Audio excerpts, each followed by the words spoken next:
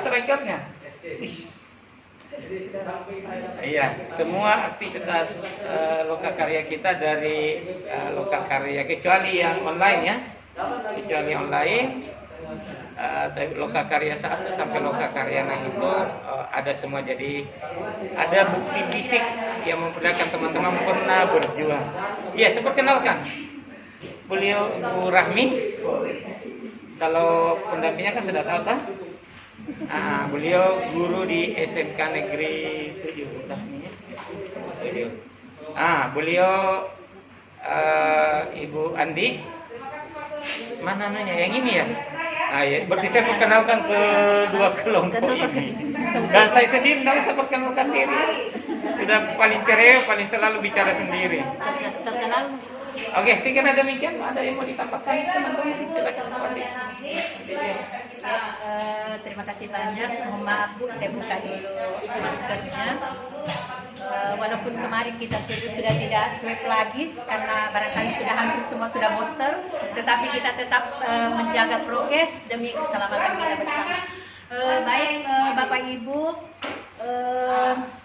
alhamdulillah sampai kita berada di Loka 6 ini kita masih diberi kesehatan oleh Allah Subhanahu wa taala. Mudah-mudahan sebentar dari pagi ini sampai selesainya Loka 6 ini kita masih tetap dalam keadaan melaksanakan ibadah puasa.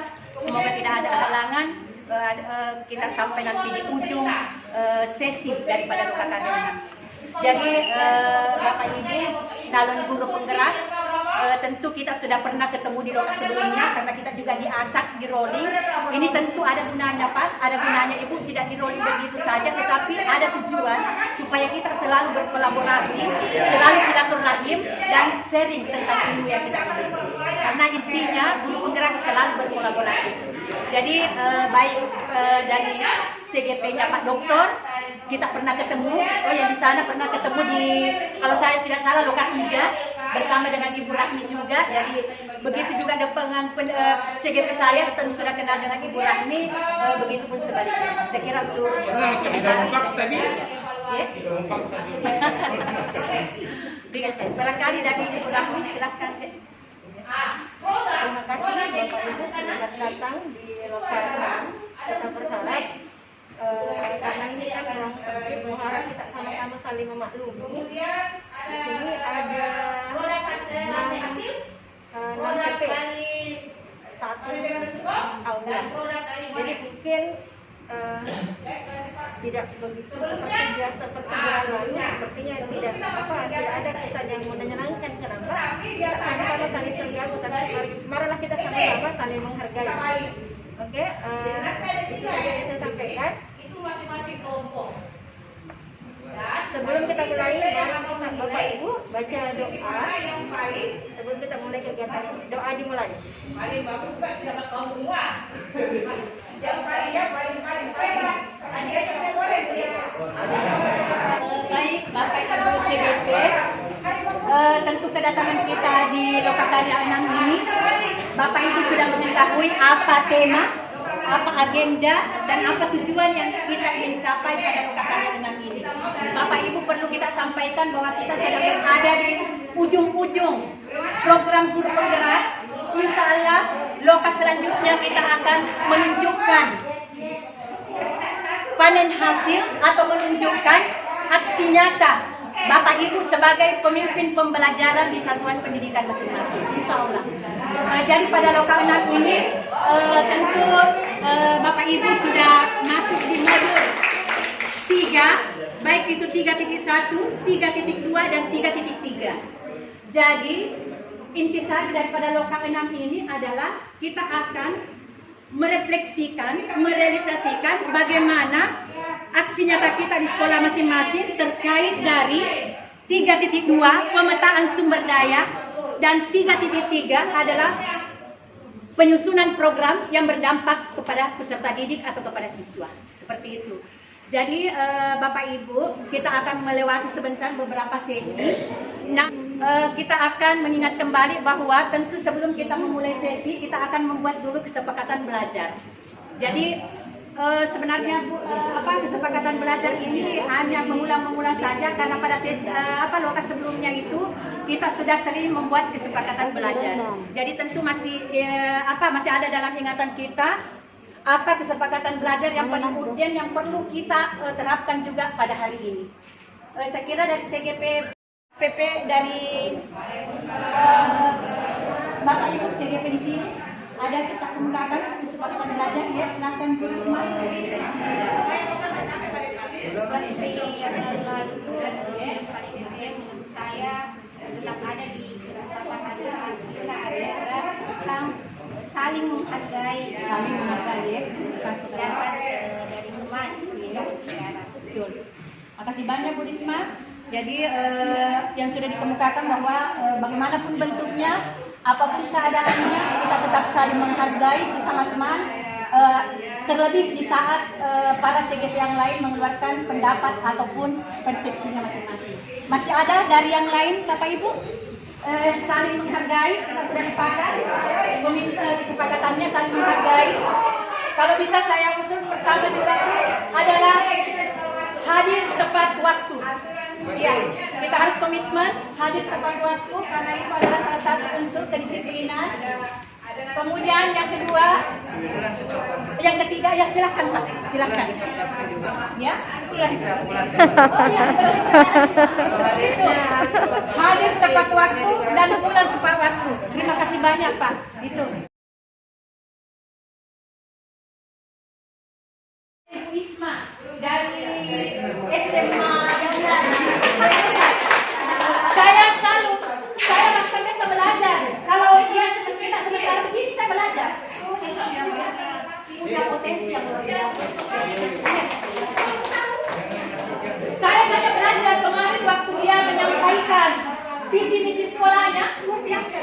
Saya sampaikan di sekolah saya, begitu saya sampaikan ke guru-guru saya. Ya. Jadi ilmu itu kita sharing saja, Bu. Bukan berarti kami PP di sini, bukan saya tidak. Kita hanya sharing saja. Iya. Jadi Bapak Ibu silahkan sharing dengan teman potensi-potensi apa yang dimiliki oleh sekolah kita masing-masing. Karena kemarin kita sudah pada Yang ada di sekolah saya itu saintik. Sekolah saya terdapat 3 CGP. Wow. Itu terdapat 3 CGP di sekolah saya. Untuk tingkatan kelas, tingkatan kelas ini saya di kelas awal, 2 di kelas 3 CGP. CGP, kemudian beberapa guru sudah minister, kemudian komite kami itu memiliki banyak link ke pemerintah, sehingga kami memiliki banyak kekuatan untuk mengembangkan sekolah kami.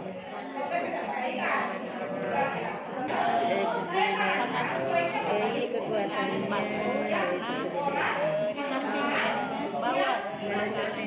ya, kekuatannya tuh dari MD yang kepala ya kepala sekolah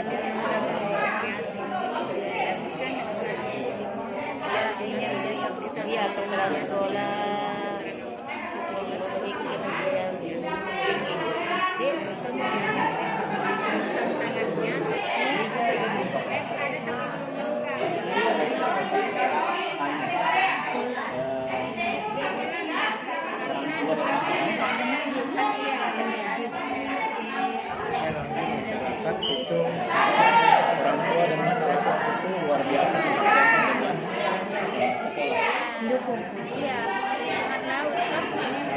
Bahkan sampai di sekolah sekarang bantuan segala macam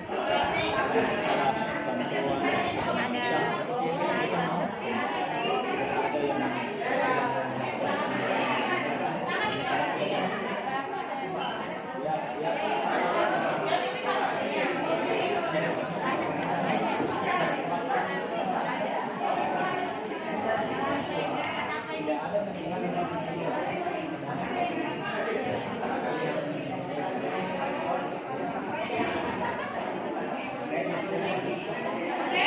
yang pasangan baru lagi.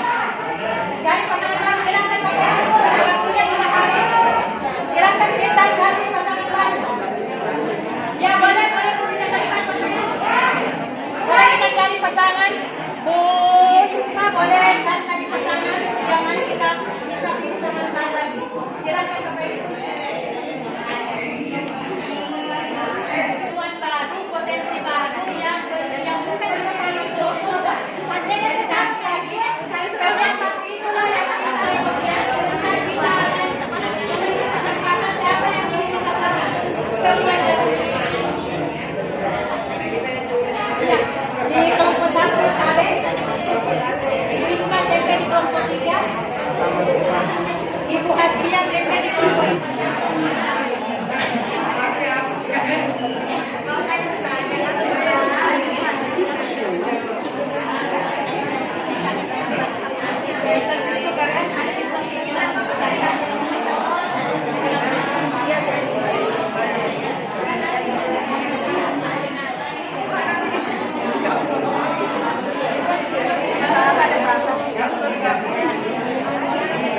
boleh tahu namanya Bapak siapa? Nama Bapak siapa?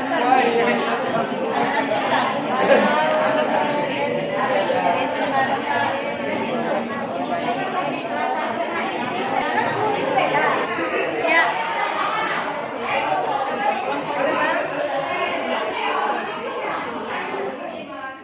Bismillahirrahmanirrahim. Assalamualaikum warahmatullahi wabarakatuh. Waalaikumsalam warahmatullahi wabarakatuh.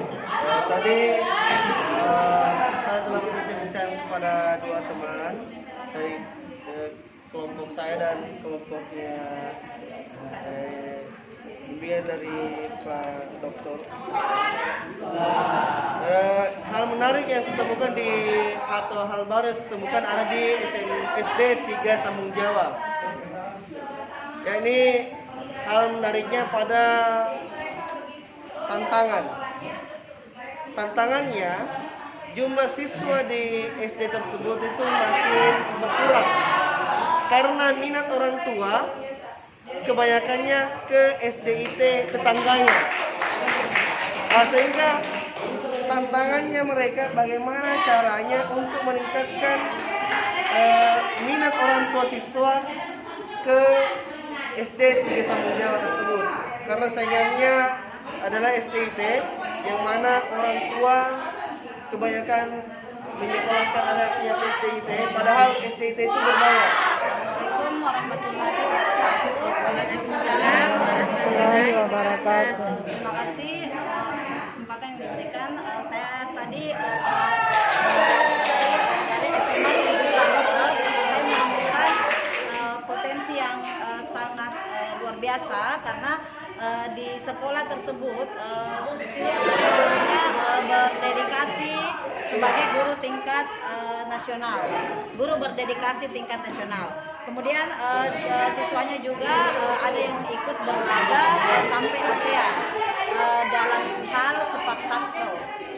Selain itu, walaupun dia berasal dari sekolah dari pulau, dia memiliki sebuah program yang sangat menarik menurut saya karena dia mengambil dari kearifan lokal di sekitarnya, kemudian dikolaborasikan antara guru dengan siswa, kemudian memasukkan kearifan lokal tersebut ke dalam mata pelajaran, mengintegrasikannya ke dalam mata pelajaran, dan siswa diberi kebebasan untuk memilih yang mana yang dia senangi. Jadi banyak dimasukkannya acara-acara budaya di dalam pelajaran tersebut. Terima kasih, hal yang ini hanya yang bisa saya lakukan di SMA Penempatan. Assalamualaikum warahmatullahi wabarakatuh. Ya, terima kasih banyak. Berikan tepuk tangan untuk kelompok 2. Dari kita sudah mendengar. Terima kasih atas kesempatan yang diberikan kepada saya. Tadi saya telah mengamati dari kelompok lain, itu dari SMA boarding school, ya. Ada beberapa kekuatan yang saya temukan tadi. Yang pertama yaitu di SMA boarding school, di sekolahnya ISMA itu ada namanya duta rumah belajar. Nah, itu sangat menarik bagi saya. Kemudian ada lagi sahabat rumah belajar. Ini adalah kelanjutan dari duta rumah belajar. Yang ketiga, kekuatan yang paling menonjol menurut saya adalah mereka memiliki dana boarding school. Kenapa menurut saya ini sangat menonjol? Karena jangankan misalnya dana yang lain, di sekolah saya saja pribadi itu dana bos sangat minim. Jadi untuk mendapatkan dana-dana yang lain itu masih jauh.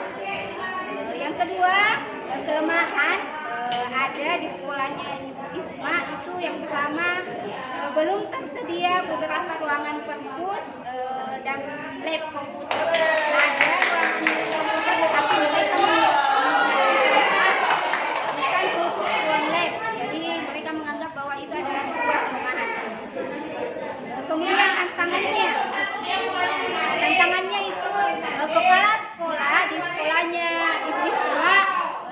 termotivasi untuk mencetak generasi murid tembus PTUN perguruan tinggi, dan itu yang setiap tahunnya mereka ingin selalu tingkatkan. Makanya itu menjadi tantangan buat mereka. Kemudian ancaman itu ada sekolah pesantren yang berada di dekat sekolah mereka, dan ini merupakan ancaman ketika minat misalnya murid dan orang tua murid itu memasukkan anak mereka ke dalam pesantren yang notabene lebih menonjol dalam segi keagamaan. Makanya mereka menganggap bahwa ini adalah sebuah ancaman. Mungkin itu yang bisa saya temukan dari SMA Boarding School. Luar biasa, terima kasih. Assalamualaikum warahmatullahi wabarakatuh. Yang disampaikan oleh Pak Ahmad adalah berdasarkan pengamatan atau temuan baru, baik itu berupa kekuatan maupun kelemahan maupun peluang maupun ancaman. Sudah disampaikan, kita sharing Bapak Ibu ya. Ada SDIT dan ada SD negeri. SD negeri gratis, SDIT-nya berbayar. Tetapi minat orang tua lebih dominan ke SDIT yang berbayar. Ada apa dengan SDIT ini? Ada apa dengan SD negeri ini? Yang nyata-nyata gratis, kurang peminatnya. Nyata-nyata berbayar, peminatnya membludak. Berarti ada program yang membuat orang tua tertarik untuk memasukkan anaknya di sana. Boleh sebelum, karena ini waktunya terbatas, sebentar setelah ini berbagi cerita akan ada materi yang disampaikan oleh Pak Dokter mengenai rantai hasil program. Nah, Bapak Ibu, tadi kita sudah mendengarkan itu yang disampaikan oleh Pak Amal. Adakah yang bisa menyampaikan dari kita kira-kira apa yang menyebabkan SDIT ini menjadi program menjadi unggulan orang tua yang ada di sekitarnya sehingga sangat berminat memasukkan di SDIT yang berbayar dibanding daripada SD negeri yang notabene gratis. Silakan Bapak Ibu. Ya, silakan Pak. Baik, secara singkat, rata-rata anak-anak kita yang sekolah di SDIT itu langsung realisasi di rumahnya gitu. Pelajaran yang ada dipelajari di sekolahnya, realisasi di rumahnya gitu. Jadi orang tua melihatnya secara langsung. Contoh kecil saja, ketika anaknya belajar di SDIT, begitu mau tidur dia baca doa dulu. Dan ini jarang ditemukan ini. Kadang-kadang anak kita yang sekolah di umum itu kalau mau tidur ya tidur aja langsung. Gitu. Ini saja persoalan kecil saja, atau dia salam keluar dari rumahnya salam, masuk dari rumahnya juga salam. Ini kan satu nilai yang lebih dari sekolah negeri yang lain. Nah, persoalannya kenapa sekolah negeri kita tidak bisa seperti itu? Itu barangkali ini satu pokok saja masalah. SDIT punya itu dan ada bukti di rumahnya, orang tuanya melihat langsung sehingga tergerak hatinya. Mending ini di sekolah kita masukkan anak karena pengetahuan agamanya mungkin lebih bagus di sana dan sebagainya. Ya. Oke. Terima kasih banyak Pak. Iya. Kita berikan tepuk tangan dulu. Iya. Mari kita akan masukkan. Ya, bahwa seperti itulah programnya, alhamdulillah menjadi salah satu minat orang tua. Ada yang bisa tambahkan Bapak Ibu? Ya, silakan. Bisa sih berarti ada tertarik kenapa sampai dia tertarik bertanda program di sekolah. Assalamualaikum warahmatullahi wabarakatuh. Menurut saya, mengapa orang tua lebih tertarik kepada SDIT ataupun yang jelas sekolah yang terpadu, karena programnya atau mata pelajarannya itu lebih komplit. Tidak dipungkiri, lebih komplit mereka. Karena pertama sumber daya mereka lebih banyak juga. Karena yang ini saya punya TKIT. Ada pernah orang tua siswa calon SD datang ke TK lihat. Dia lihat anak TK kami. Kebetulan saya juga membina TKIT. Kaget kalau anak TK pelajaran kayak anak SD. Anak TK kami sudah bisa membaca. Sedangkan TK yang biasa yang diajarkan cuma tutur tangan kata yang baca semuanya. TKIT sudah bisa membaca, baca tulis Latin, kemudian bisa baca tulis Al-Quran, sudah sudah bisa membaca Al-Quran, sudah bisa menghafal, sudah bisa memperagakan alat-alat cara sholat, bahkan menghafal doa-doa sholat. Kira-kira orang tua mana yang tertarik? Dan ini nampak. Kenapa saya tahu? Karena selain saya di negeri, saya juga membina TK dan sekarang saya membina SDC lagi. Memang sumber dayanya beda.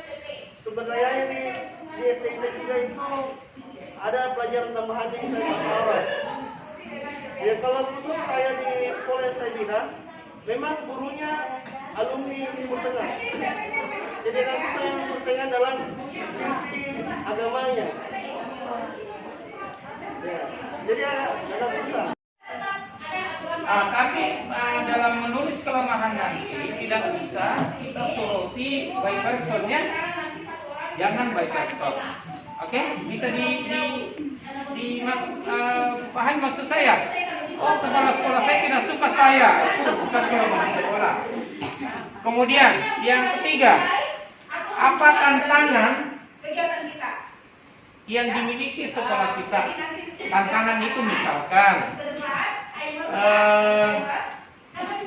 sekolah saya maunya jadi sekolah penggerak, bukan tantangan. Saya harus arahkan sekolah saya jadi sekolah penggerak. Sebuah tantangan dong. Kemudian cara berpikir yang keempat, ada ancaman. Ada tantangan itu peluang sama dengan tantangan. Kemudian ada ancaman. Ancaman itu kayak adanya beberapa sekalian. Memang menarik kalau kita tabrakan antara sekolah-sekolah IT Islam terpadu dengan sekolah-sekolah negeri. Kalau kita tabrakan satu-satu yang mana lebih baik, itu sebenarnya dari sudut mana kita memandang, Pak ya, dari sudut mana kita memandang. Nanti akan kita bahas lebih lanjut nanti, karena semuanya itu dibuat, semua program dibuat di sekolah IT dan semua program dibuat di sekolah negeri, itu konsepnya juga begini. Nanti kita lihat. Kadang biasa kita bertanya, kok sekolah negeri itu tak ikuti sekolah IT? Ada yang bertanya begitu ya? Padahal sekolah IT itu bagus-bagus semua. Nah, pertanyaannya bagusnya menurut siapa? Karena ingat teman-teman, kurikulum yang disusun di sekolah negeri itu tidak tiba-tiba muncul. Itu panjang ceritanya. Jadi banyak pedomannya dari persoalan psikologi anak.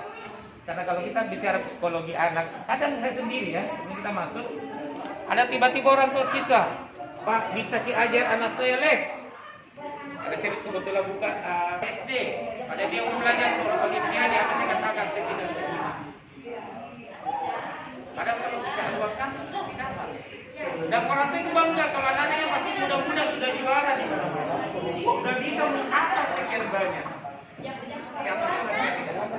Tetapi dalam pandangan psikologi perkembangan yang melahirkan kurikulum di sekolah negeri, tahap perkembangan anak itu melalui berbagai tahap. Teman sudah belajar di psikologi pendidikan, Pak. Kalau anak-anak belum bisa berlari, ya jangan dia berlari, berjalan dulu. Karena nanti akan tiba saatnya di fase berlari sudah kecapean. Itu teman-teman sekalian. Makanya kalau ada yang anak-anak SD kelas 4 mau belajar olimpiade bisa berlayar, karena masih dunianya bermain. Padahal bisa sih juara. Itu cara memandang kita. Jadi sekolah ini bagus, sekolah negeri juga bagus, tergantung dari mana kita memandang. Cuma orang tua kadang kebingungan. Dia merasa anaknya masih kecil, maunya kasih juara di mana-mana, menghafal ayat di mana-mana. Sampai kemarin itu viral anak-anak TK yang pakai baju dengan pakai senjata. Yang bawain haram dulu. Itu kan jadi viral karena anak-anak orang itu semua yang mengarahkan anaknya jadi syuhada semua. Ya, kurikulumnya bagus, ngajar anak-anak Tapi apakah itu sesuai dengan psikologi perkembangan? Jadi perdebatan. Jadi tidak ada salah dan di antaranya. Baik. Dan semua ini kurikulum di sekolah negeri dan kurikulum sekolah negeri melalui tahap-tahap yang akan kita jelaskan. Yang dinamakan rantai hasil atau misalnya pernah dengar istilah ini? Kalau istilah saya bisa.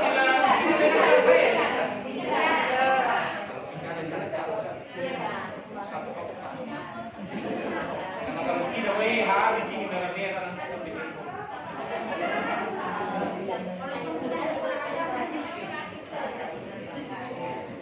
Jadi rantai hasil teman-teman itu adalah sebuah instrumen di sana bagaimana suatu tindakan mengarahkan ke beberapa hasil yang diinginkan. Artinya gini, kalau kita bikin perencanaan itu kita sudah pikirkan apa instrumennya untuk memonitor hasil itu. Jadi tidak sekedar saya membuat program menarik di SMA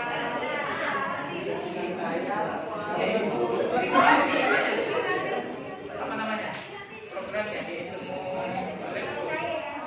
siapa kayak yang tadi kita belajar. Nah, kita belajar adalah sebuah program. Pertanyaannya sudah dipikirkan rantai hasilnya. Karena terlalu banyak program cuma jalan saja, ya itu bagus ya. Tapi kalau sudah kita belajar ini maka cara berpikir kita itu lebih terfokus. Jadi rantai hasil adalah instrumen untuk melihat bagaimana program kita lakukan. Oke, jadi kita ibaratnya naik mobil, di tim, kita mau kemana sesuai dengan kita. Tapi sebelum kita duduk itu sudah kita mau ke Makassar misalnya. Makassar adalah tujuan. Bagaimana jalur-jalurnya itu melihat itu sampai ke tujuan itu rantai. Oke. Sebenarnya teman-teman pernah dengar teori sistem kan? Teori sistem. Pernah. Oke. Jadi konsepnya rantai hasil itu begini. Kita mulai. Jadi ini yang garis putus ini adalah rantai hasil. Kalau teman-teman belajar teori sistem ini adalah teori sistem. Teori sistem itu tiga dampak pengiringnya. Nah, satu contoh. Sekolah itu adalah sebuah sistem.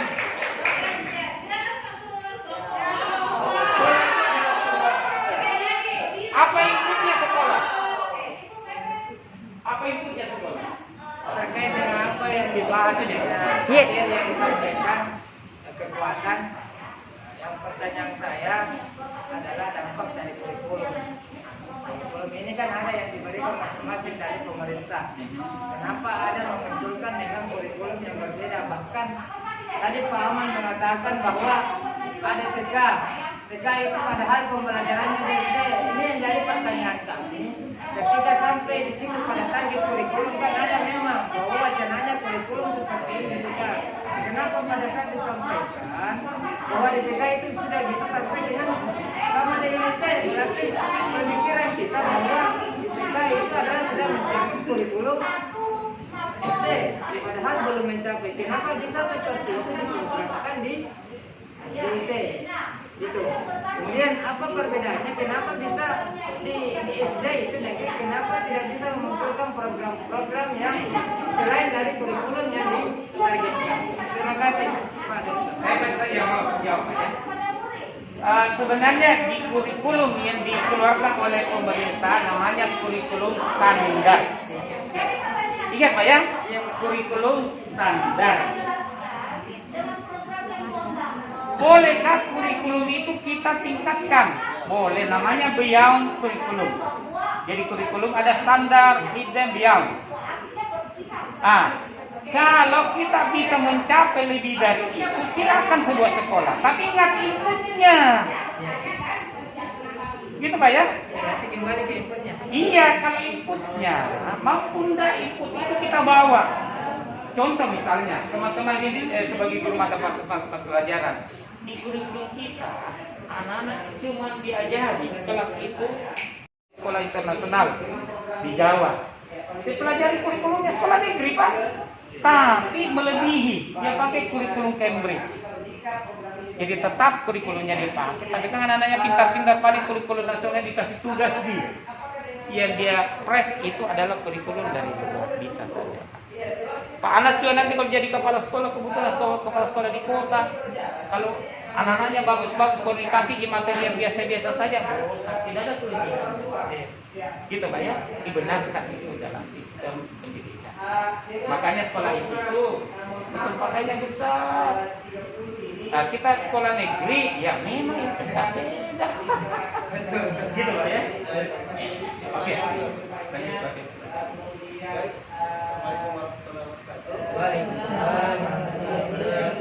Sebelumnya saya berikan perintah bahwa saya setuju dengan jawaban Pak Dokter tadi. Memang benar di TKIT yang saya lihat ini, kurikulum yang digunakan adalah kurikulum TK biasa, tapi dikembangkan. Dia pengembangan, ada pengembangannya.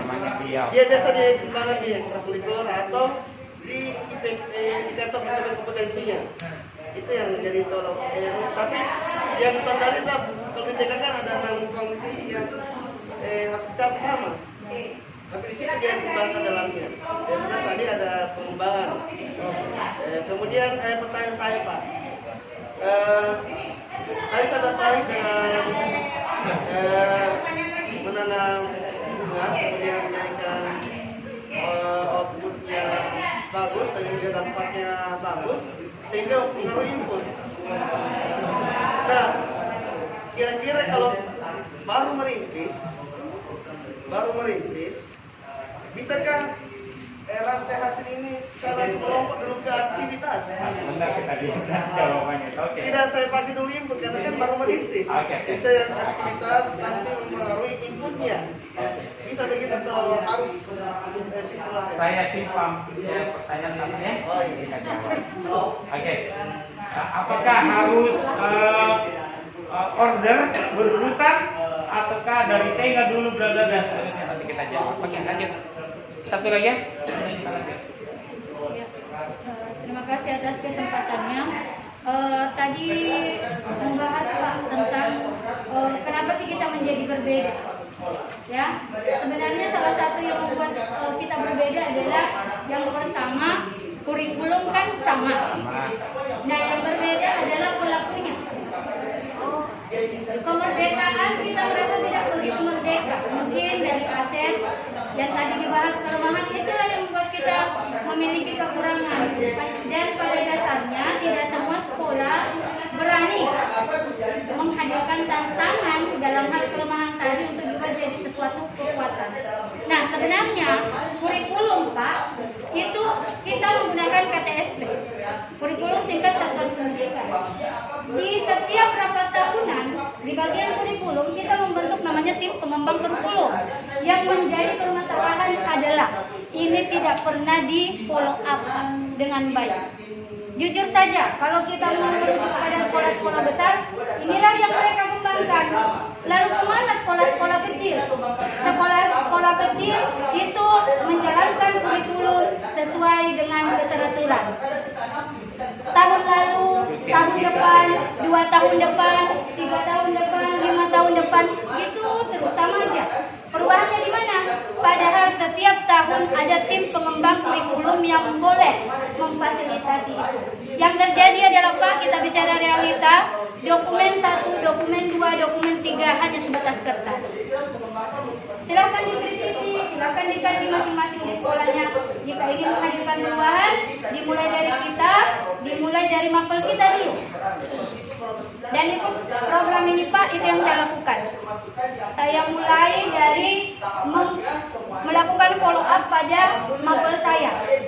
Jadi sebelum saya mengenal adanya pembelajaran berdiferensiasi Pak, saya sudah memberikan kemerdekaan kepada murid saya untuk boleh melakukan hal-hal yang berbeda dalam penugasannya. Jadi saya tidak mensamaratakan, karena saya meyakini dari segi finansial, dari segi intelektual anak-anak juga berbeda, dari segi minat, segi bakat juga berbeda. Jadi kelas saya memang selalu seperti itu, dan ternyata di GP baru saya tahu ternyata itulah pembelajaran berdiferensiasi. Saya selalu memberikan penguatan pada kelas saya tentang sosial emosional. Ternyata memang guru dibekali untuk itu, pembelajaran sosial emosional. Dan ini hanya pengaruh belum terbiasa mungkin Pak. Jadi mari kita lakukan perubahan mulai dari diri kita, kurikulum memberikan kesempatan itu untuk kita, dan yakin saja impact atau dampaknya. Ya, kami pernah merasakan kami merintis Pak dari 2009 saya di sekolah, itu mulai dari satu rombel. Alhamdulillah kalau kita kembangkan dengan kegiatan yang menarik, sekarang tembus 6 rombel meskipun kita bisa. Iya.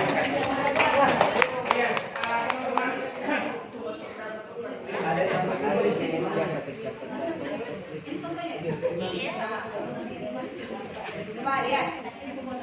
Hasil dulu. Aktivitasnya dulu kamu. Boleh bergerak. Oke. Di sekolah. Belum kan lagi pelaku. Kan Pak Panas terima kasih atas kesempatan yang diberikan. Itu ada dampak langsungnya. Kedengaran di sana, kedengaran? Tidak, tanpa volume Pak Edwan. Bismillahirrahmanirrahim. Ya. Assalamualaikum warahmatullahi wabarakatuh. Waalaikumsalam warahmatullahi wabarakatuh. Terima kasih atas kesempatan yang diberikan. Baiklah, saya akan membacakan hasil dari kelompok 3 mengenai rantai hasil. Di sini ada tujuan yang mau dicapai atau outcome, itu yaitu siswa memiliki kebiasaan cuci tangan, memakai sabun. Dampaknya menjadi generasi yang sehat dalam kehidupan sehari-hari. Silakan. Assalamualaikum warahmatullahi wabarakatuh.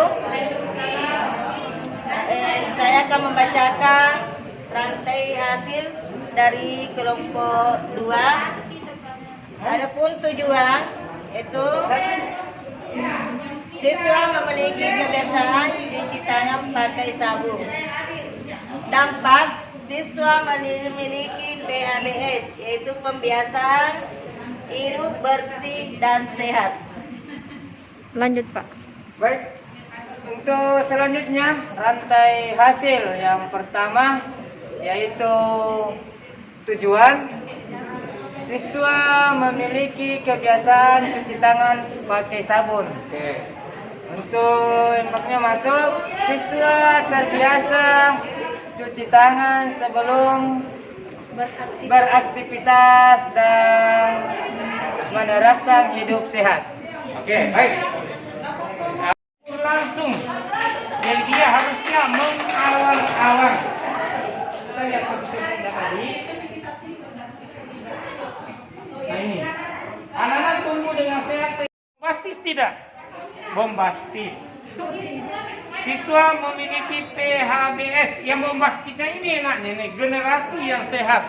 Jadi dia cakupannya jauh ke depan. Oke, jelas? Nah, apa ini Bu? Pembiasaan hidup bersih dan sehat. Siswa memiliki pembiasaan hidup sehat. Bombastis enggak? Tapi itu istilah dari memang kan sedikit.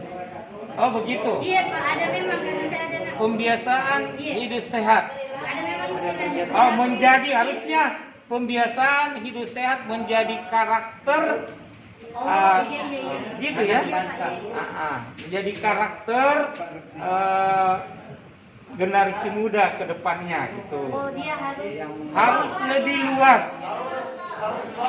wow. Betul, wow. Mana? menerapkan hidup sehat, terbiasa mencuci tangan dengan Menerap budaya hidup sehat, menerapkan budaya hidup sehat. Cuci tangannya nggak usah diulang lagi, karena tujuannya bisa cuci, hasilnya lebih ininya. Oh iya. Oke, jelas? Jelas. Oke, good.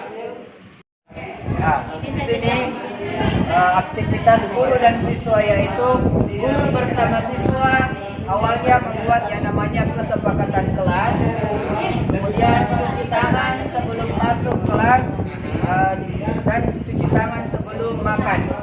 Nah, di sini guru mendampingi siswa cara mencuci tangan yang benar. Aktivitas dulu.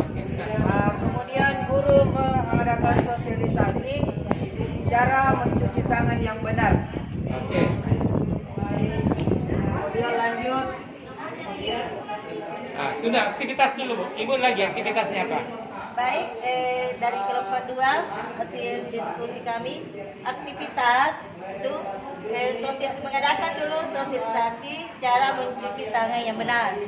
Kemudian mempraktekkan, jadi siswa mempraktekkan cuci tangan yang benar dan guru mendampingi pada saat mencuci tangan. Oke. Ya, Pak Anas lagi. Untuk aktivitas yang pertama, guru memasang poster tentang cara cuci tangan yang benar. Kemudian yang aktivitas yang kedua, murid melakukan cuci tangan dengan menggunakan sabun. Kemudian yang ketiga, guru memantau pelaksanaan kegiatan cuci tangan di sekolah. Oke, good. Guru mensosialisasikan juga semua action, cuma nanti urutan-urutannya lah. Yang mana lebih dahulu gitu ya? Apakah cuci tangan dulu baru sosialisasi? Oh, ada nomornya. Sosialisasi cara cuci tangan yang benar. Oke, memperhatikan cuci tangan benar. Oke, good. Pak Anas gimana? Sama semua kegiatan juga ya? Sama. Oke, jadi kita lihat teman-teman saya ini mirip-mirip kegiatannya. Lanjut. Hasil langsungnya, nah, ini hasil langsung, hati-hati. Hasil langsung. Ya, kita hasil langsung. Adapun hasil langsung atau outputnya yaitu ada yang namanya kesepakatan kelas, tangan siswa lebih bersih sebelum belajar dan sebelum makan. Iya, lanjut. Baik, dari kelompok 2 hasil langsung. Iya. Satu, siswa mengetahui cara mencuci tangan dengan benar. Aha. Kemudian kedua, siswa terbiasa aktivitas cuci tangan. Tidak adanya kesepakatan kelas mencuci tangan pakai sabun secara Oke. rutin. Pak Anas silakan. Untuk hasilnya, yang pertama ada poster cara cuci tangan yang benar. Kemudian yang kedua, lingkungan sekolah memiliki tempat cuci tangan yang dilengkapi dengan sabun. Kemudian yang ketiga, anak-anak murid didampingi gurunya untuk membiasakan cuci tangan dengan sabun. Masih kegiatan ya? Tidak didampingi lagi. Oke, hasil langsung itu begini Pak. Hasil langsung itu hasil atau efek dari aktivitas yang bisa terlihat langsung, tidak tersembunyi. Contohnya tadi Pak Anas ada poster. Apakah di aktivitas ada anak-anak membawa poster mencuci tangan? Tidak ada, tapi poster itu adalah bagian dari sosialisasi. Karena tujuannya itu adalah untuk memiliki kebiasaan mencuci tangan. Ya biasa langsung itu teman-teman yang bisa terlihat langsung dengan kasat mata langsung. Satu contoh kita lihat, ada kesepakatan kelas. Apa isi kalau kesepakatan kelas ini? Sebelum masuk. Kenapa tidak ditulis? Berdoa gitu dulu. Anda tahu yang berhubungan dengan Kesepakatan kelas tentang keharusan mencuci tangan sebelum masuk kelas. Tangan siswa lebih bersih. Apakah ini hasil langsung? Tangan siswa lebih bersih sebelum belajar dan sebelum makan. Oke, Oke, kalau teman-teman katanya nasi langsung, oke, karena kalau dia biasanya dia lebih bersih tangannya gitu. Oke, no problem. Siswa mengetahui cara mencuci tangan dengan benar. Apakah ini hasil langsung? Baru mengetahui. Mengetahui itu harus diukur lagi. Baru mengetahui. Belum. Iya kan? Harus ditanya dulu. Kamu tahu caranya cuci tangan? Ya, aku tahu Pak. Baru dilakukan. Siswa dapat mencuci tangan. Nah, siswa mencuci tangan sebelum masuk kelas misalnya. Itu saja. Terlihat toh, langsung kita lihat. Jadi hati-hati kata mengetahui Bu ya. Karena ini harus diukur lagi. 2 kali kita bekerja. Siswa ini juga. Siswa terbiasa aktivitas cuci tangan. Apakah hasil langsung? Nah, ini kan lebih jauh ini ke sana. Oke? Adanya ini hasil langsung. Hasil langsung itu tidak usah makin bertanya-tanya, dilihat kelihatan langsung. Contoh lagi adanya hasil langsung, apalagi kira-kira cuci tangan. Kita mulai. Silakan berdiri.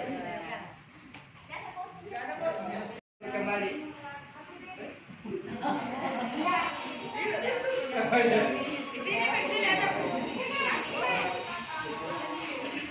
Silakan pegang hidung. Bos katakan pegang kepala. Kirim.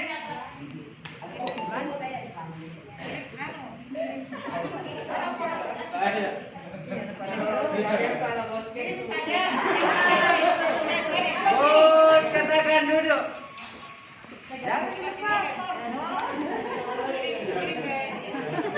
Bisa diperkirakan menjadi kendala.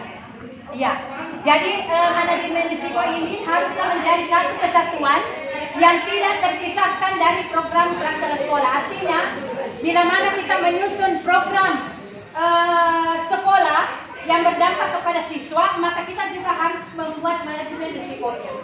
Kenapa Bapak Ibu? Kegiatan. Jadi sebentar kita buatkan dalam bentuk matriks.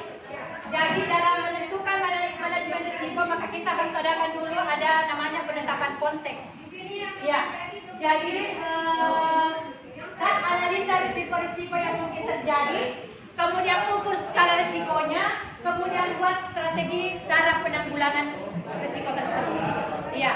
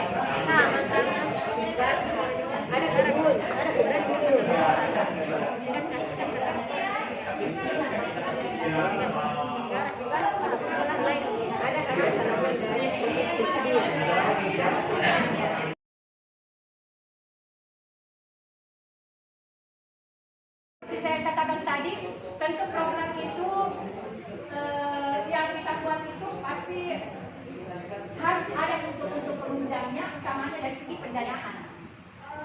Karena program yang kita jalan sepertinya tidak akan berjalan lancar bila mana tidak didukung dari unsur pendanaan misalnya. Iya. Jadi dalam hal ini tentu harus ada komunikasi yang efektif dengan semua stakeholder yang ada di sekolah, utamanya dengan pimpinan kita. Iya, utamanya dengan pimpinan kita, kemudian dengan komite sekolah pasti harus ada. Iya. Jadi sebentar kita presentasikan apa program kita, apa manajemen, bagaimana manajemen risikonya, dan tentu kita akan terakhir bagaimana manajemen modeling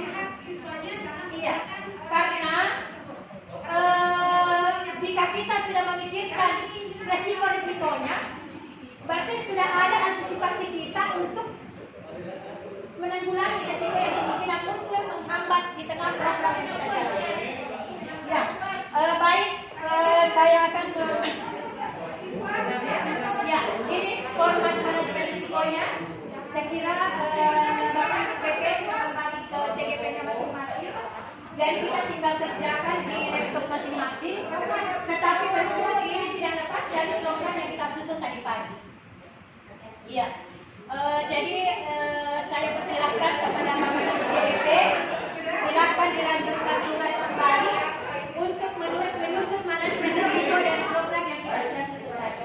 Atau dalam hal itu ada yang ingin bertanya atau silakan Bapak Ibu, kita bisa minta pendapat dengan teman-teman lain dari manajemen kemungkinan ada masukan-masukan yang lebih bagus. Silakan Pak.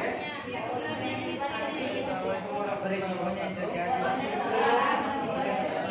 Saya masa di sini. Saya kata untuk risiko. Bagaimana kriteria mengukur bahwa ini kecil, sedang, masuk yang besar? Ya. Terima kasih Pak Aman. Barangkali dari teman-teman CGP ada pengalamannya pada saat membuat satu program atau melakukan aksi nyata.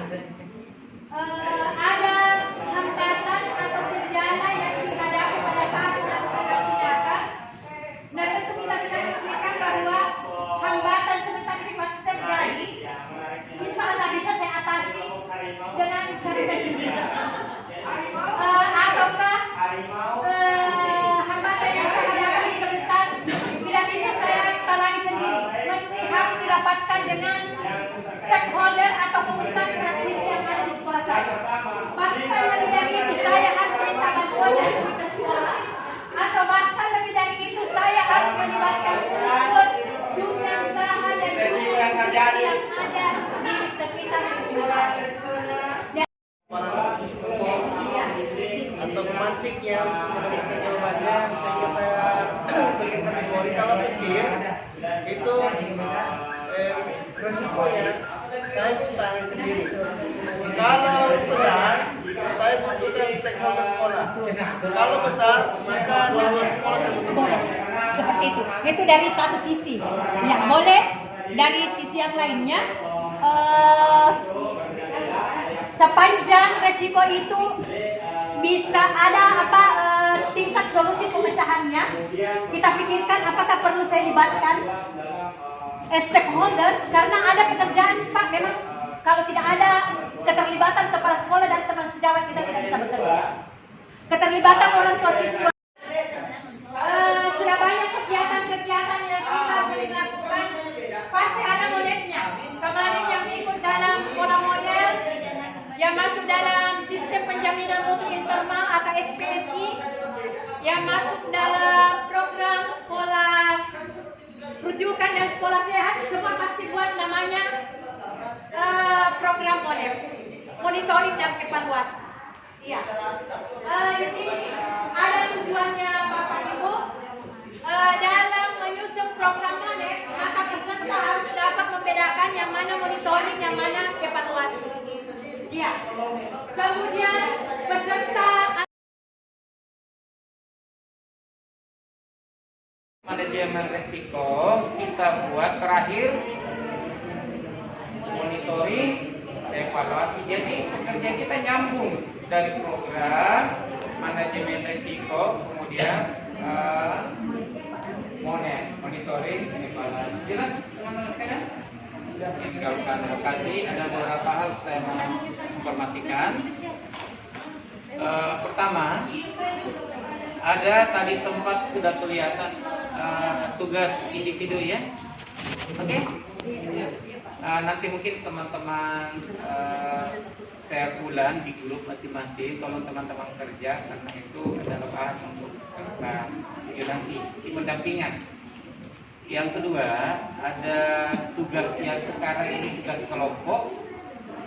Nah, tolong kita kasih waktu 1-2 hari diselesaikan dari mulai dari programnya, kemudian analisis risikonya, manajemen risiko, dan ketiga monefnya, kemudian dikirim ke masing-masing, dikirim di grup saja supaya masing-masing kita punya. Oke? Oke. Dikirim di grup PP-nya ya teman-teman sekalian. Dan yang ketiga, saya pribadi dan teman-teman Bu Andini ya, Ibu Rahmi, mohon maaf jika satu hari yang ini ada kesalahan kami, kekeliruan kami, ada yang membuat teman-teman tersinggung. Ya mudah-mudahan apa yang kami sampaikan bisa berkesan untuk teman-teman sekalian, jadi ilmu di kemudian hari. Mau dimaafkan ya? Terima kasih banyak Pak, Bapak Ibu CGP, terima kasih banyak atas motivasinya hari ini, antusiasmenya untuk belajar. Hanya satu yang saya ingatkan Bapak Ibu, tetap jaga kesehatan. Semoga kita bisa melewati bulan Ramadan ini dengan sebaik-baiknya, dan insya Allah Bu, kita akan bertemu di Loka 7 berikutnya, di mana ini Loka adalah puncak dari Loka Karya, adalah panen hasil insya Allah. Saya kira itu saja yang perlu saya sampaikan. Namun sebelumnya saya mohon maaf bila mana dari awal sampai akhir-akhir terakhir ini ada kata atau perbuatan saya yang kurang berkenan di hati Bapak Ibu, saya mohon dimaafkan. Yang selanjutnya Ibu Rahmi, silakan. Bapak Ibu, sebelum kita pulang masing-masing, mari kita sama-sama baca doa. Doa dari Bapak Ibu. Doa dimulai.